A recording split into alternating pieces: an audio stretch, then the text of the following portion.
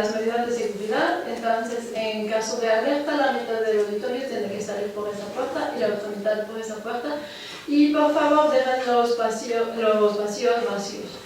También le recordamos que está prohibido consumir alimentos o bebidas adentro de la sala. Y por favor, apaguen sus teléfonos o ponerlo en modo avión.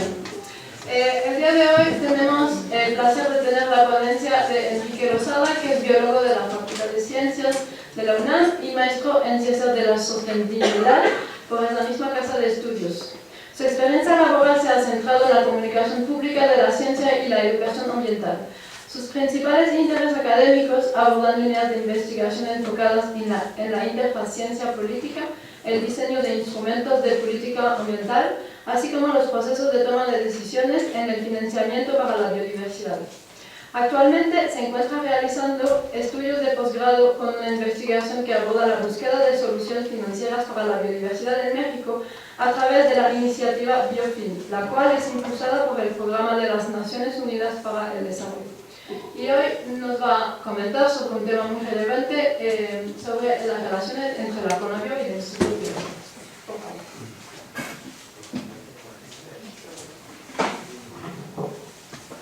Hola.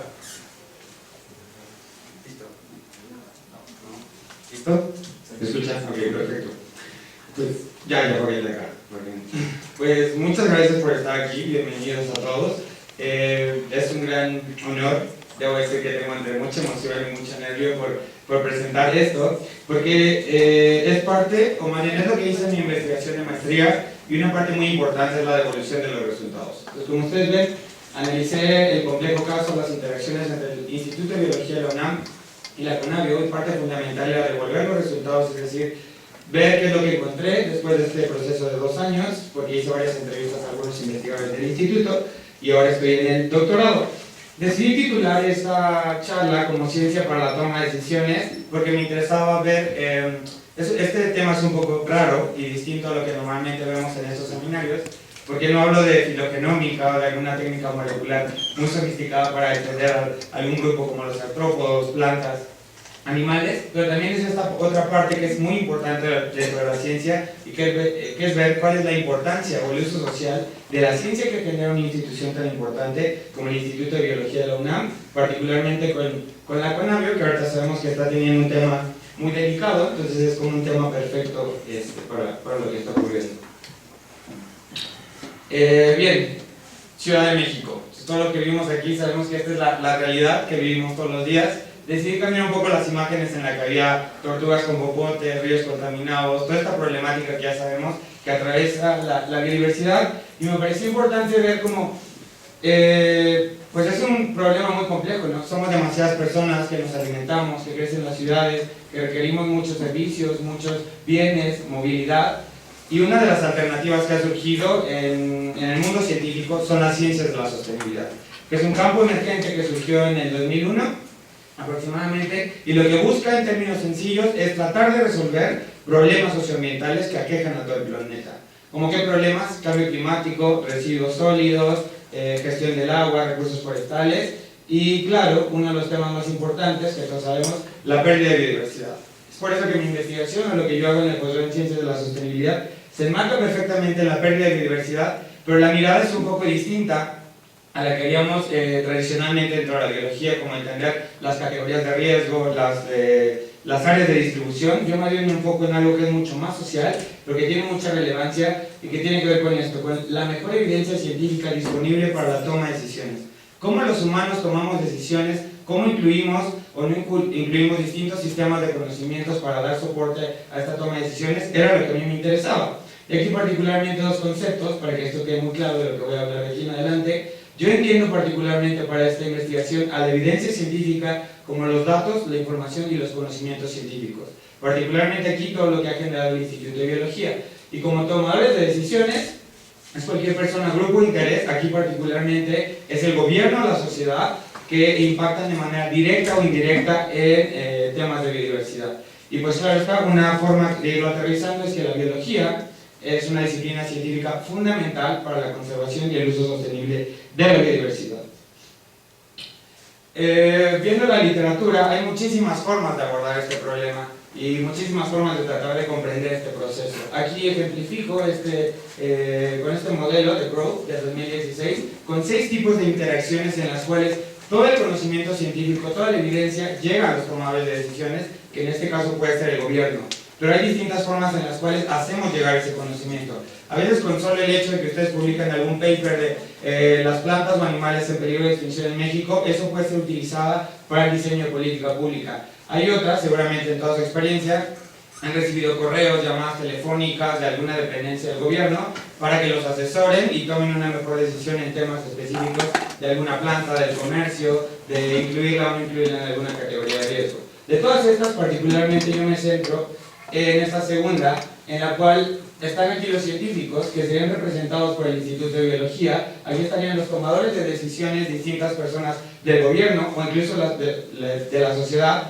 Y aquí existe o surge algo muy interesante, que son las instituciones intermediarias.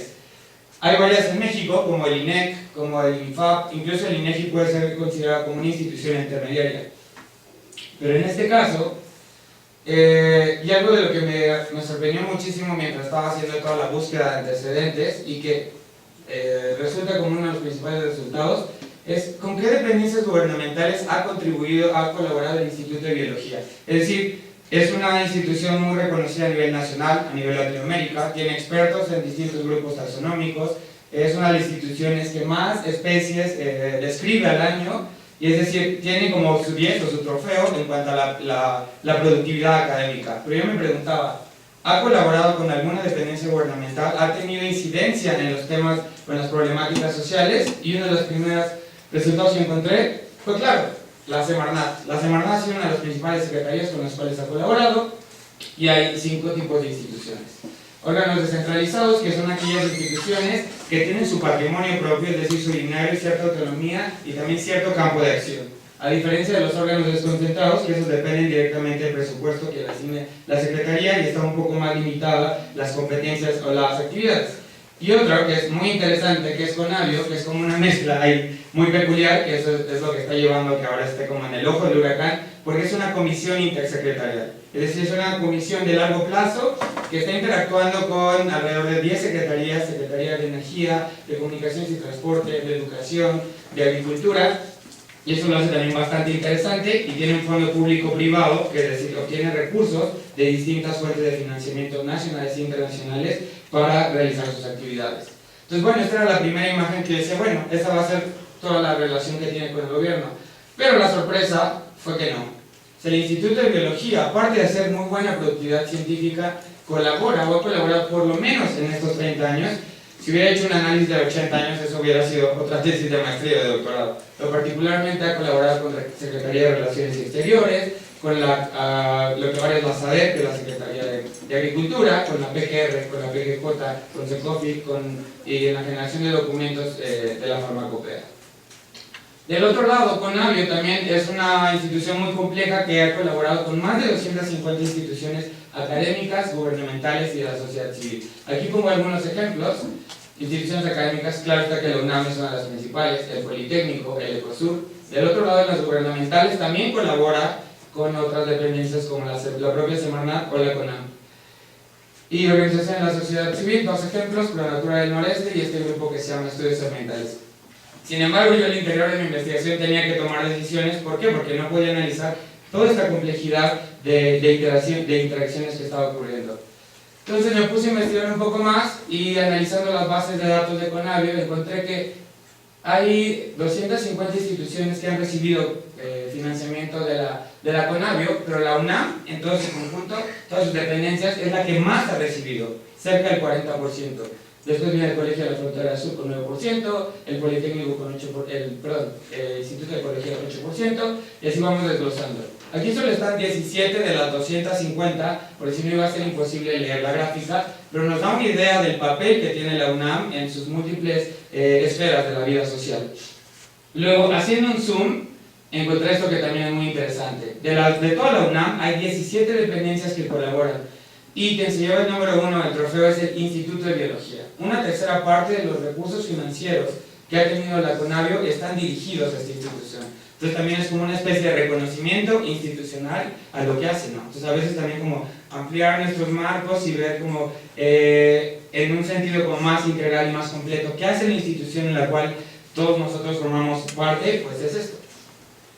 Sin embargo, una vez más había que tomar decisiones. Dentro de este proceso de interacciones, yo únicamente me enfoco en toda la evidencia científica que en los últimos 30 años ha generado el Instituto de Biología, cómo es intercambiada con Conavio y cómo Conavio la integra en distintos instrumentos de decisiones. ¿Para qué? Para que sean utilizadas por tomadores de decisiones como el gobierno y la sociedad. Aquí viene lo interesante. Yo tengo 3 preguntas de investigación. La primera es entender cómo es este proceso de integración, de intercambio e integración de la evidencia científica generada por el Instituto de Biología de la UNAM en los instrumentos para la toma de decisiones coordinados por la Conavio. Podría haberlo hecho con áreas naturales protegidas, con el inventario nacional forestal, pero eso era mucho más complejo y yo tenía que cumplir en un periodo de 2 años la investigación. Por eso está acotada muy específicamente a los instrumentos de Conavio. Segundo, ¿qué roles tienen los investigadores y los intermediarios? ¿Y cuáles son los principales facilitadores? En el espequeo, bueno, los objetivos principales sean comprender este proceso de intercambio e integración, identificar los roles de los investigadores y los intermediarios y conocer los principales facilitadores y obstáculos. Aquí de manera muy general los métodos fueron 3 muy sencillos. Revisión documental, me puse a ver de manera física y digital todos los informes anuales de actividades que se han generado en los últimos 30 años, pero también distintos documentos que ha generado la página de la Conavio y también una revisión a profundidad de la página de internet. Por otro lado fue un análisis muy sencillo de sus bases de datos, específicamente de aquella base de datos en la cual están todos los proyectos que ha financiado la Conavio. Y finalmente donde hubo una participación muy activa y donde también quedé como muy emocionado, muy feliz, fue de toda la disposición que hubo de los investigadores para participar y para ser entrevistados en este proceso. Hice 2 tipos de entrevistas, a veces individuales y a veces grupales, dependiendo del tipo de instrumento. Finalmente, aquí la parte como más rica de toda esta investigación, los resultados. ¿Cuáles fueron los principales? El Instituto de Biología de la UNAM, sin lugar a dudas, es una de las principales fuentes de evidencia científica de la Conavio a nivel nacional.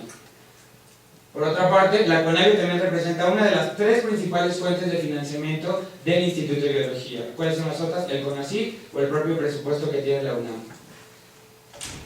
Otro, aquí que está muy variado. La evidencia científica que ha generado el Instituto de Biología incluye un montón de productos que pueden ser bases de datos, reportes técnicos, mapas, catálogos, fotografías, videos, opiniones técnicas, compilaciones, libros, capítulos de libros. Es decir, ha generado muchísimo más allá de únicamente lo que es evaluado por el CONACYT o por la propia UNAM, ¿no?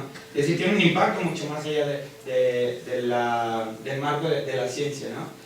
Otra cosa que encontré muy interesante es que este intercambio e integración de la evidencia científica ocurre a través de 2 mecanismos. Yo los denominé así: procesos técnicos científicos y procesos participativos. Cuando hablo de un proceso técnico científico es cuando hay una interacción únicamente entre instituciones científicas y la Conavio. Entonces hay un flujo, un intercambio de esa evidencia científica. Pero hay otro tipo de procesos participativos, que ahorita los vamos a desglosar, en los cuales no solo está Conavio y las instituciones científicas, también están gobiernos estatales, municipales, otras dependencias gubernamentales, están las empresas, están las organizaciones de la sociedad civil. Es decir, es un proceso mucho más multiactor y mucho más complejo. Y otra cosa, el Instituto de Biología de la UNAM ha participado en 2 tipos de instrumentos: plataformas virtuales y documentos clave. Aquí esta diapositiva, que puede estar como un poco saturada, pero muy importante ver de una sola imagen. El Instituto de Biología ha participado en estos 8 instrumentos de toma de decisiones coordinados por la Conavio en los últimos 30 años. El de color amarillo es esta plataforma virtual y en los otros 7 son lo que yo denomino documentos clave para la toma de decisiones. ¿Ok? Eso me ayudaba a responder un poco el objetivo de cómo ha sido este proceso, cómo han interactuado los investigadores con la Conavio, y ahora voy a desglosar cada uno de estos instrumentos para ver qué incidencia y cómo ha participado el Instituto de Biología.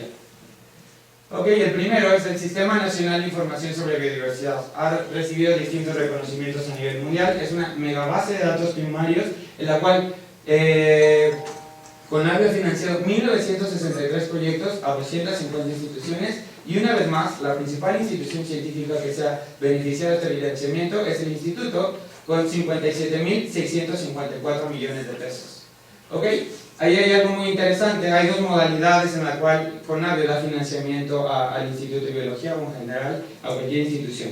Son proyectos por convocatoria en la cual CONABIO abre, o abría más bien, porque ahora ya hay un recorte presupuestal que ha impedido que se siga fomentando este tipo de proyectos, pero habría una convocatoria en la cual los investigadores podían sugerir y proponer, plantear preguntas de investigación, era evaluado por un comité de la CONABIO, se le decía si era aceptado o no, y se daban ciertos plazos, ciertas reglas de trabajo, ¿no? Ciertas reglas de juego.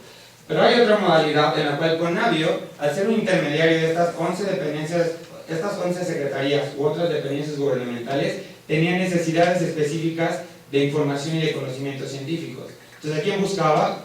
Muchas de las veces busca a los mejores, que son el Instituto de Biología. Por eso se le llama proyectos por solicitud. Son proyectos que buscan cubrir necesidades muy particulares de información que muchas veces son cubiertos por el instituto.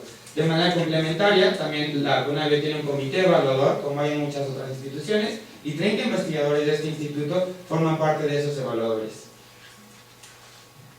Aquí otro dato interesante. Lo que hice fue un desglose de cuáles unidades académicas son las que más financiamiento han obtenido.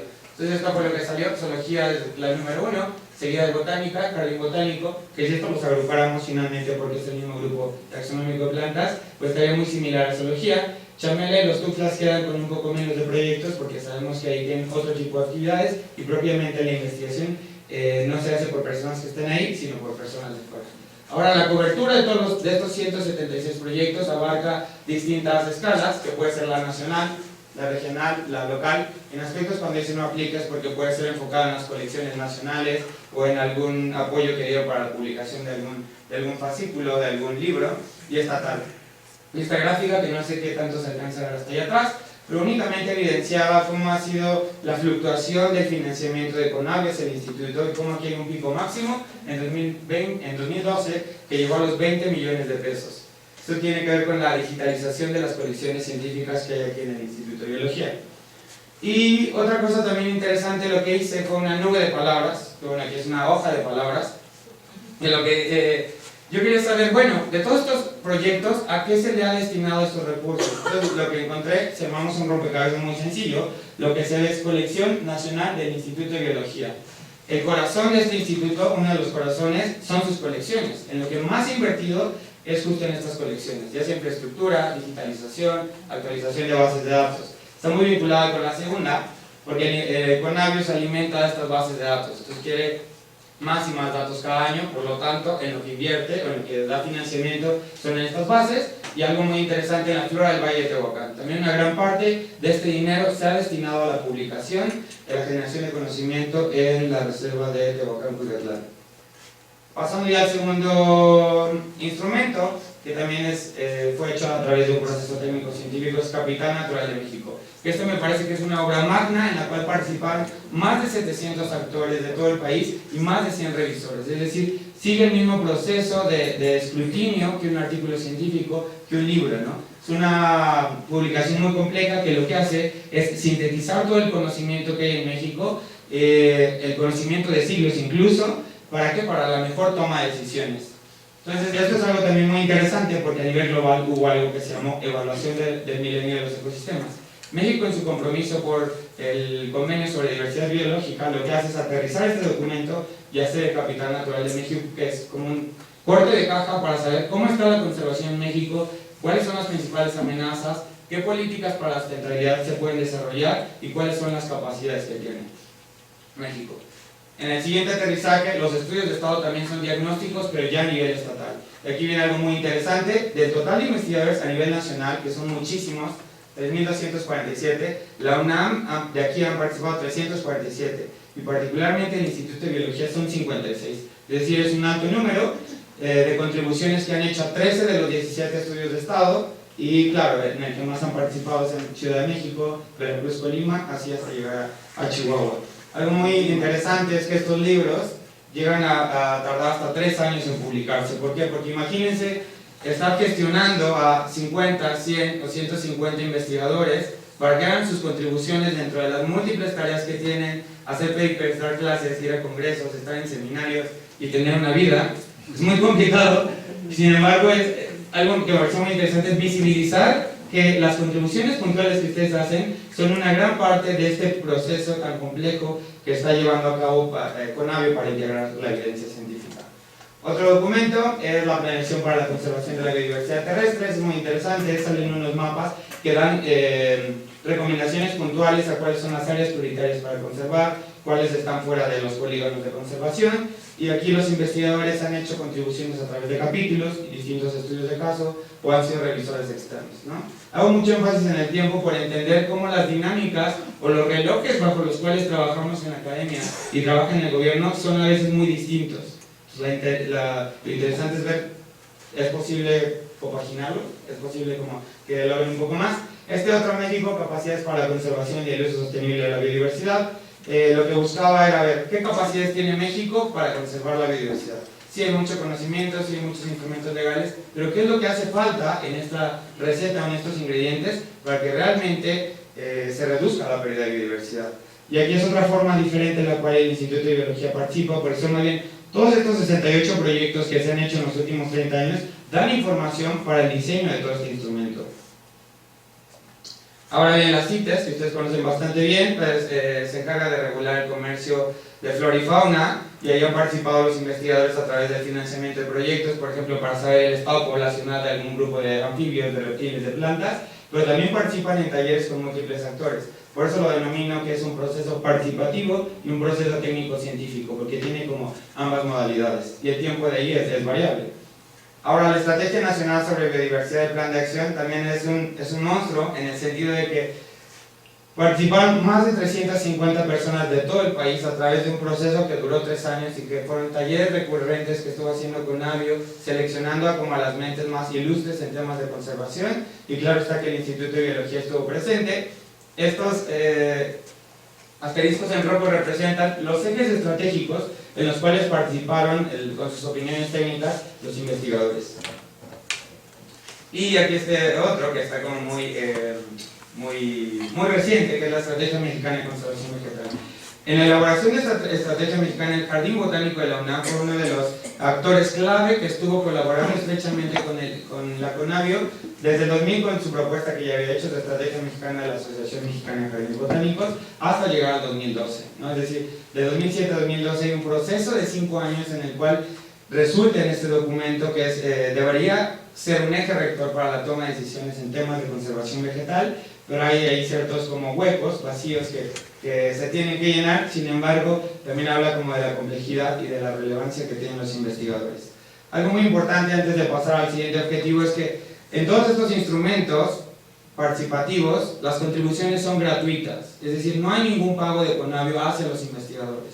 Entonces también eso es como importante de conocer y de reconocer el papel que tienen los investigadores. Ahora sí, el objetivo 2, me interesaba saber, bueno, de todos estos procesos, ¿qué roles específicos tienen los investigadores y Conavio? El Instituto de Biología tiene 3 particularmente: generadores de evidencia científica, evaluadores de proyectos de investigación y representantes del sector académico. ¿Todo eso para qué? Para generar la evidencia científica que es intercambiada con Conavio, y aquí lo que hace Conavio, sus roles son promoción, compilación, sistematización, almacenamiento, análisis, traducción y movilización. ¿Todo eso para qué? Para que al final, digamos que el plato fuerte, con el Instituto de Biología da los mejores ingredientes. ¿Para qué? Para que Conavio los utilice y los genere en un platillo como gourmet selecto, que son estos instrumentos para la toma de decisiones, ¿no? Y al final llegan ya a sus tomadores de decisiones. El objetivo 3, me interesa entender, ¿hay facilitadores y obstáculos dentro de todo este proceso que ha ocurrido a lo largo de los 30 años? Y pues sí, hay bastantes. Algunos de los facilitadores es el campo de especialidad, es decir, hay muchos expertos en el Instituto de Biología que enseguida Conavio sabe que aquí están y va a buscar para tener una interacción cercana. Pero también las relaciones humanas, las relaciones cercanas, porque no podemos olvidar que si bien somos científicos, hay relaciones de por medio que si nos llevamos bien con el otro, con la otra dependencia, pues eso facilita y ayuda a que haya un flujo más rápido de la información. Habilidades personales, es decir, hay expertos del instituto que si tú les pides hacer un mapa o una base de datos, tienen esas habilidades. Pero también del otro lado de Conavio, hay gente que es experta en moderar talleres y trabajar las tensiones entre empresarios, entre gobierno, entre académicos. Otro, el financiamiento, claro está, che, dinero, pues claro que va a haber una interacción, ¿no? Sin embargo, en los últimos años ha habido una reducción brutal de financiamiento. Y del otro lado, obstáculos, están los intereses de los académicos. Si bien es cierto de un lado que la especialización de los investigadores ayuda muchísimo, también es real que en otros momentos, cuando piden ciertas necesidades, los investigadores estén en toda la libertad de decir, pues no participo porque no es parte de mi interés, o tengo muchísimas más actividades académicas y no se puede llevar a cabo esta interacción. Algunos malentendidos que tienen que ver con las relaciones personales, el financiamiento. Si recuerdan la gráfica, en los últimos años ha habido una reducción muy alta, y es decir, esta interacción que había a través del apoyo de los proyectos de investigación se ha frenado completamente. Los estándares de calidad a veces también aparecen como un obstáculo. ¿Por qué? Porque CONAVI, al ser un organismo muy minucioso y muy quisquilloso en el uso de sus bases de datos, a veces exige o sobreexige ciertos reglamentos o criterios de calidad para el Instituto de Biología. Y otro que en algún momento fue un obstáculo que logró sobrepasarse, el acceso abierto, ¿no? Esto que ocurre en la ciencia, como de la apertura o no apertura de las colecciones, si deben ponerse o no a disposición del público cuando todavía no hay ciertos artículos que se han publicado, o cuando hay todavía mucho potencial en estas bases de datos para hacer artículos. Bien, a manera de discusión y conclusiones, la generación de evidencia científica, así como su intercambio e integración, es un proceso muy complejo que requiere la participación de una gran diversidad y número de actores públicos, privados y sociales. Digamos 200, 300, 400 actores. Un amplio financiamiento, son miles de millones de pesos los que ha invertido CONAVIO, también los que ha invertido el Instituto de Biología para generar esta evidencia científica. Requiere una gran infraestructura especializada, los laboratorios, para la digitalización de las colecciones, los softwares, y para mantener las bases de datos en CONAVIO también requieren mucha infraestructura, gran cantidad de tiempo. Capital Natural de México empezó en el 2000 y apenas en 2017 se publicó el último capítulo, el último volumen, ¿no? Eso nos habla de la complejidad entre la pérdida de biodiversidad, la forma en la que trabaja el gobierno, la forma en la que trabaja la academia. Y el personal que se requiere es bastante amplio. Esto es muy específico, quizás un poco técnico, pero si lo veían hace rato, este modelo de interfaz ciencia-política que se llama Science Push, a veces los científicos, con toda su creatividad, con todo el conocimiento que han generado, empujan y ponen temas de relevancia en el gobierno, en la agenda pública, para que sean tomados en cuenta. Pero a veces también ocurre que la política pública viene del otro lado. Cuando hay una cumbre de Río, una cumbre de la Tierra o algún convenio, el gobierno a nivel internacional o nacional es quien empuja los temas para que los académicos generen evidencia. Y otro que es como el ideal, hay una coproducción de conocimientos en la cual interactúan investigadores y tomadores de decisiones para generar estas agendas. Algo muy importante, la ciencia es un elemento clave, fundamental, que no podemos prescindir de ellos, pero para esta gobernanza de la biodiversidad, para este proceso colectivo de toma de decisiones y para tratar de abordar la complejidad de la pérdida de biodiversidad, se requiere de otros actores no académicos. Podemos pensar particularmente en los ejidos o en las comunidades, que son quienes toman las decisiones en una escala local de si tal especie de árbol la van a talar o no la van a talar, si la van a cambiar por un programa como Sembrando Vida o no. Es decir, hay que incluir a esos otros actores. Y el último, la colaboración efectiva entre académicos y gobierno requiere nuevas formas de coproducción de conocimientos. A manera de perspectivas, estos son como los sueños guajiros, o el ideal, hacia donde deberíamos ir. Y con toda esta información, yo una de las cosas que hago puntuales es que debería haber el establecimiento de un convenio formal, no solo con el Instituto de Biología, sino vemos con toda la UNAM, con todas sus dependencias, para que pueda ser mucho más fácil el flujo de esa evidencia científica. Mejorar el entendimiento de los roles, la misión. Sí, los científicos a veces tenemos que entender la política pública, tenemos que entender al gobierno si es que queremos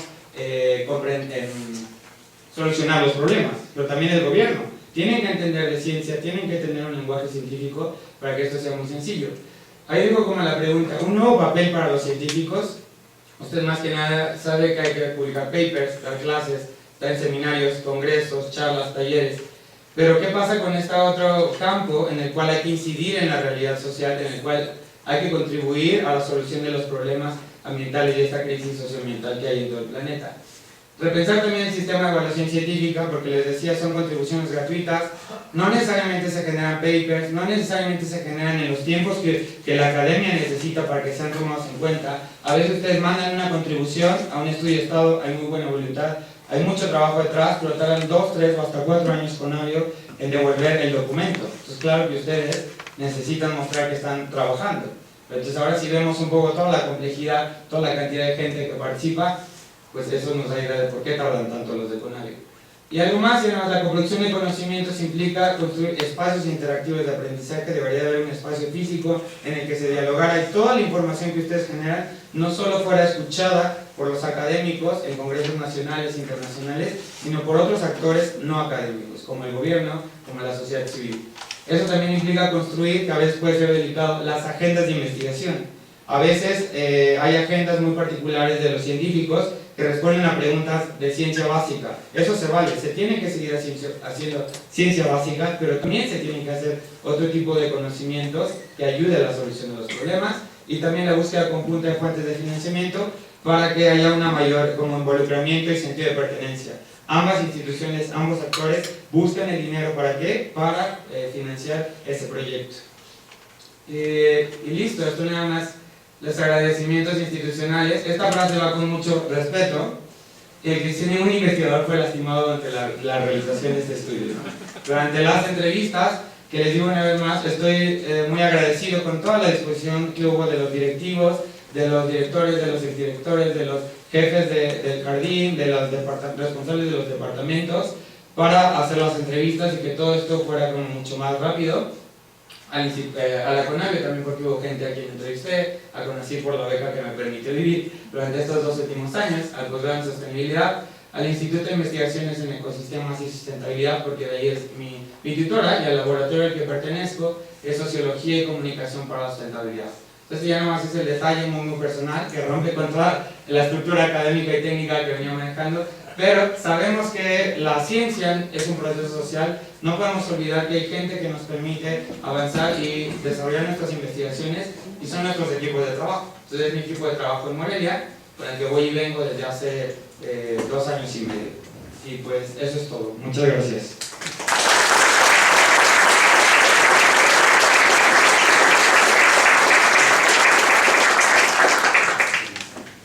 Muchas gracias. Tenemos mucho tiempo para la discusión. ¿No hay preguntas?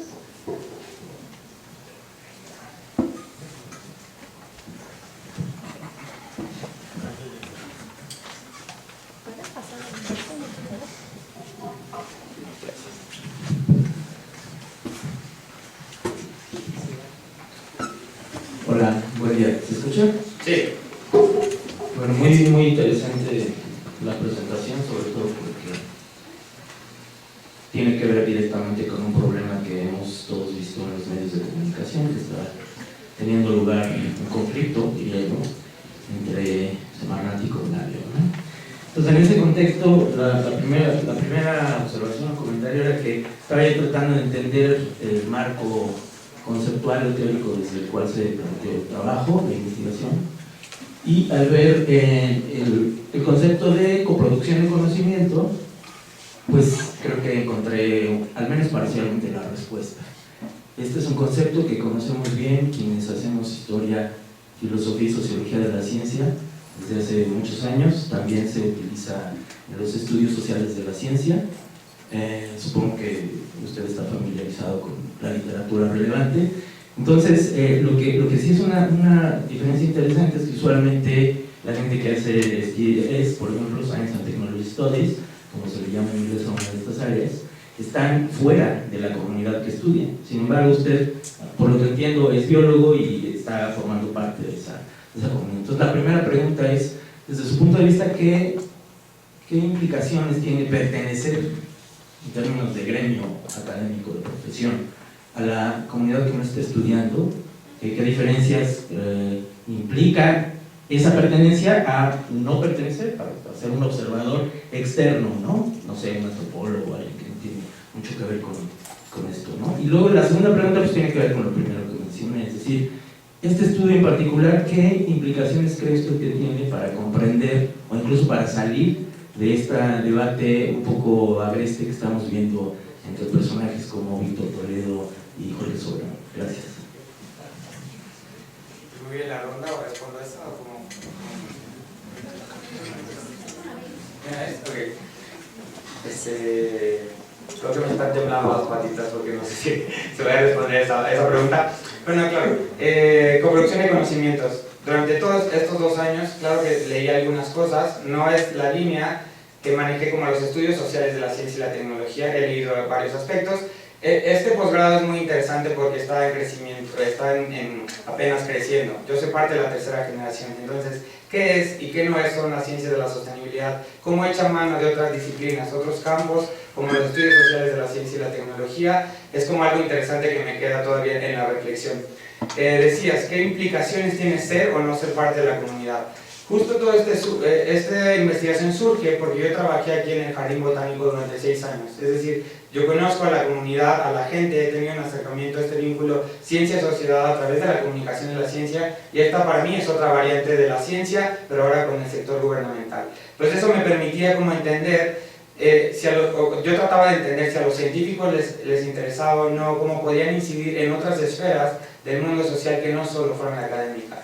Entonces, por una parte, una incidencia o algo que ayuda es que conozco bien a la comunidad, sé cómo funciona de alguna manera, entonces eso me permite tener un acercamiento estrecho.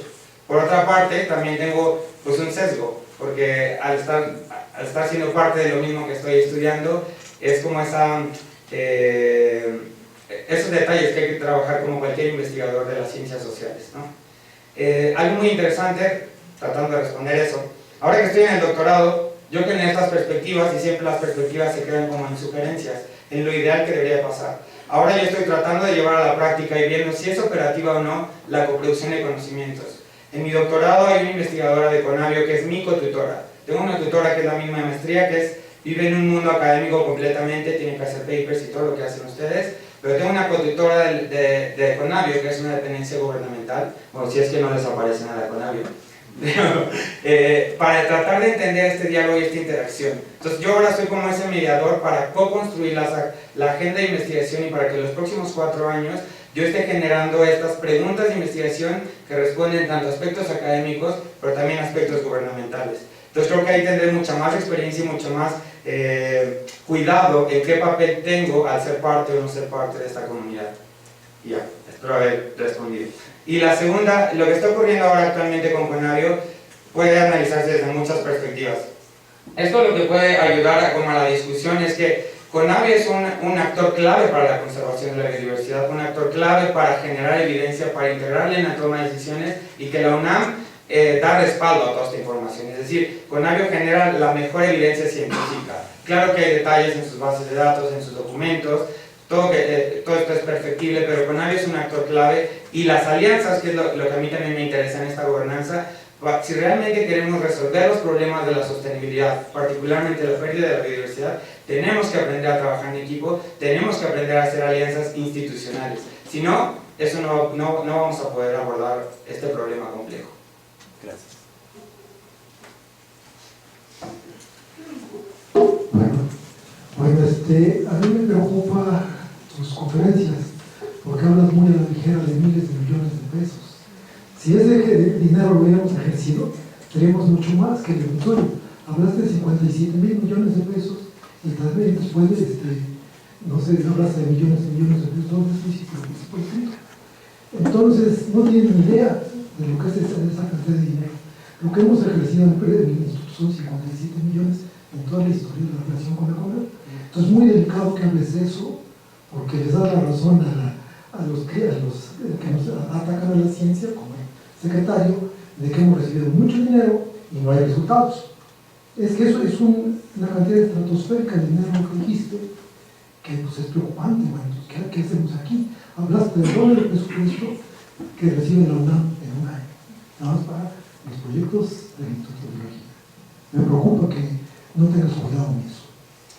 Ok, sí, pero es un detalle como el lenguaje de tratar de hablar que es una cantidad muy alta. Cuando hablaba de miles de millones de pesos, es todo lo que ha crecido la Conavio con estas 250 instituciones. Ahí estaba el dato específico para lo que ha recibido el Instituto de Biología de la UNAM con base en los informes anuales. Pero estoy completamente de acuerdo que hay que tener mucho cuidado con este tipo de adjetivos, de palabras que no les ponen. Muchas felicidades, Enrique, por este trabajo. Por supuesto hay que publicarlo, y eso confirma que el Instituto de Biología es el instituto más importante de su sistema de investigación científica. No, aparte de eso, yo creo que sí es muy importante que estos datos se hagan llegar a los funcionarios, no solamente de la Semarnat, del señor secretario, sino de la universidad y de la CONAVIO y de otros actores que tienen que ver mucho con el tema ambiental.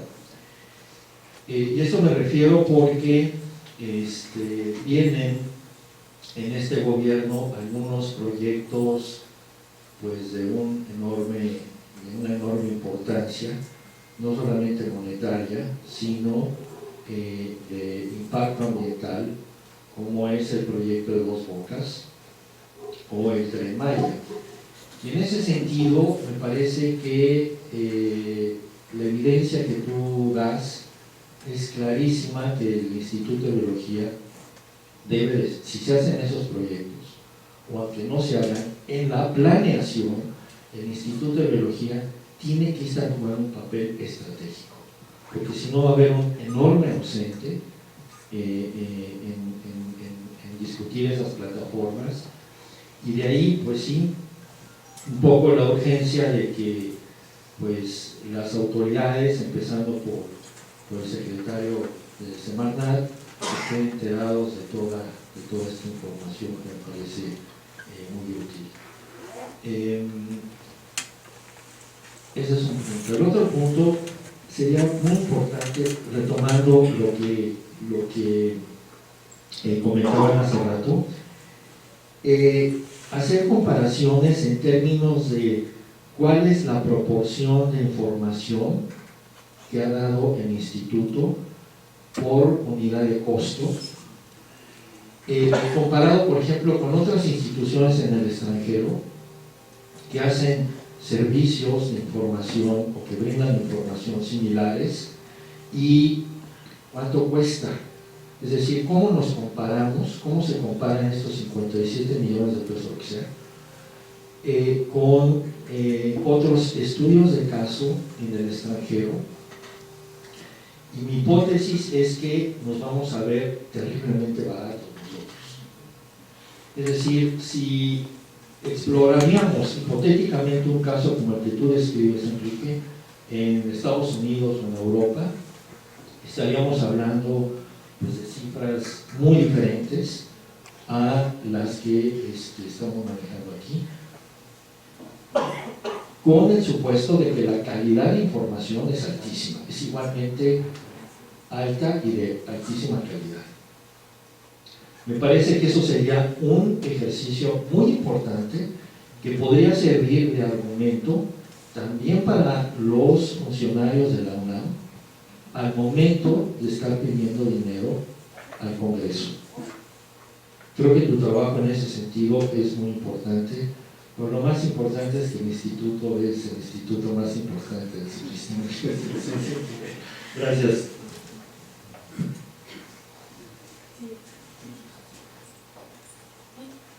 Hola, gracias por tu presentación. Yo te quería preguntar si tú podrías opinar sobre por qué el Sistema Nacional de Información de la Biodiversidad no es público. Porque en todos los países, cuando se paga con dinero público, pues se pone a disposición del público. Y tenemos muchos años preguntando cuándo va a ser público y no lo es, ¿no? O sea, porque tendríamos la ventaja de usar toda esta información para que realmente haya resultados de conservación, porque la CONAVIO dejó la conservación de lado, o sea, es conocimiento y uso, y la conservación pues no se ve, ¿no? ¿Qué piensas de eso? Pues bueno, es una pregunta delicada. Tal vez con estos 2 años de experiencia que, claro, puedo generar una opinión, pero pues habría que dialogar y eso no lo pregunté durante las entrevistas, como para saber qué pasaba con el acceso abierto, ¿no? Porque se habla de acceso abierto a las colecciones del instituto, pero ¿qué pasa en el otro lado? Digo, es lo ideal, ¿no? Si queremos tomar decisiones y que el gobierno y la sociedad o cualquier actor no académico pueda hacer uso de esa información, debe, está obligado a que tenga un acceso abierto. para ser más efectivo y que no se quede frenado con que ya generamos la mejor evidencia, ya está depositada en un sistema nacional, sino ahora cómo se utiliza. Entonces claro que eso también es un diálogo, y justo esta pregunta que plantea me parece muy importante y que debería de hacerse presente en estos espacios interactivos de aprendizaje, de diálogo que propongo corto, mediano y largo plazo. Muchas gracias.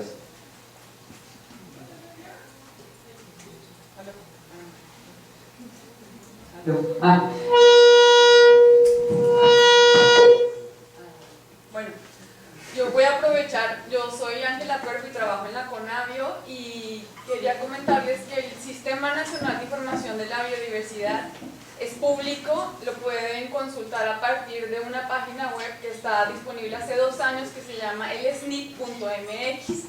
Anterior a esta plataforma se podía acceder a la información de Conavio por medio de servers que eran, o sea, era una consulta Conavio en la que te mandaban un access que era muy complicado de manejar y bueno, el caso es que actualmente existe esta plataforma snip.mx, hace más o menos desde 2-3 años está funcionando.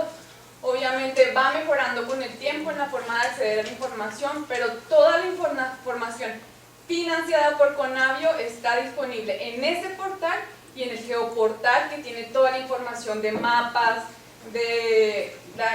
por ejemplo, Conavio trata de mejorar un poco la cartografía que genera el INEGI en términos de las series de uso de suelo, no mejorar, sino hacerla más fácil de procesar. Esta información está disponible ahí, información sobre clima, sobre topografía, sobre regionalizaciones, todo está disponible en el geoportal. Y por otro lado el SNIP está disponible también en una página web. Además también cabe recordar que el SNIP o Conavio es nodo del Global Environmental Facility y esta función ya la lleva cumpliendo por mucho más tiempo de lo que está disponible el SNIP. La información que genera Conavio que reúne Conavio como nodo del SNIP siempre ha estado disponible en GBIF. Es algo que quería que tuvieran claro.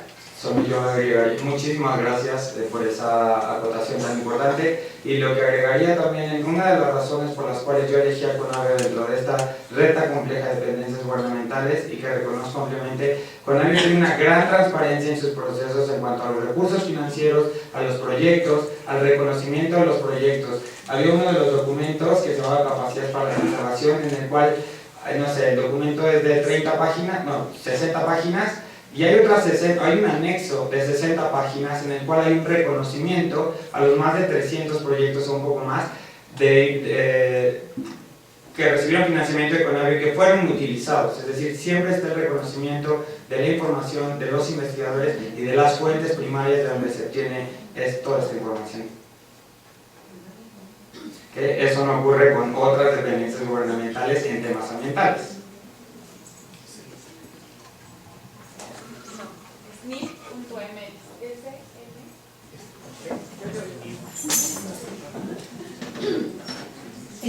Bueno, yo iba a hacer la misma aclaración, que bueno que ya lo van a poner y ya que lo dijo todo mucho más completo.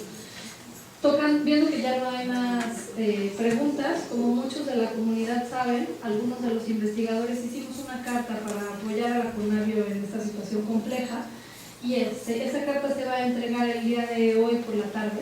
Entonces, si hay alguien más que quiera añadir su firma, hágalo de una vez.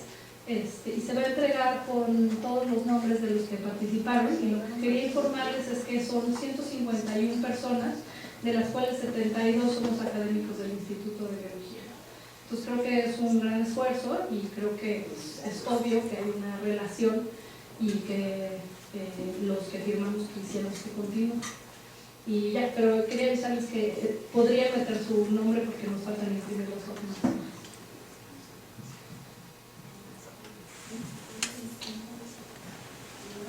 Tengo voz fuerte, entonces no te preocupes por el micrófono.